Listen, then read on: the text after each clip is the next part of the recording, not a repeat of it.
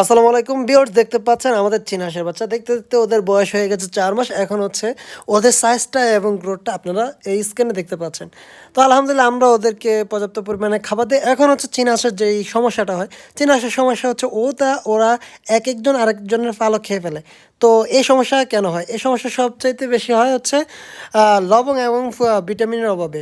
আপনার যদি হাঁসের মধ্যে যদি ভিটামিন, ক্যালসিয়ামের অভাব থাকে, মিনারেলসের অভাব থাকে, আর লবণ শূন্যতায়, ডিহাইড্রেশনের ভুগে, পানি শূন্যতায়, তাহলে হচ্ছে আপনার হাঁসগুলো একেকটা হাঁসের পালক খেয়ে ফেলবে।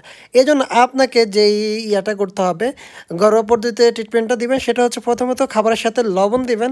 দ্বিতীয়ত হচ্ছে বাসায় যদি জিঙ্ক থাকে, ক্যালসিয়াম থাকে, তাহলে ওইগুলো আপনি আপনার হাঁসকে খেতে দিবেন। অথবা আপনি চাইলে ডিমের খোসাকে ভেঙে ওদেরকে খেতে দিতে পারেন। এতে আপনার হাঁসগুলো সুস্থ থাকবে, একজন আরেকজন পালক খাবে না, ভিটামিন মিনারেলসের যে ঘাটতিটা ওটা পূরণ হয়ে যাবে। ওরা কিন্তু অতি দ্রুত তাদের গ্রোথটা চলে আসবে, ওরা খুব সুন্দরভাবে বেড়ে উঠবে, আর ওদের চেহারাটা বা দেখতে ওদেরকে ভালো লাগবে।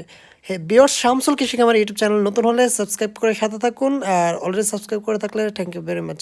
Thanks for watching.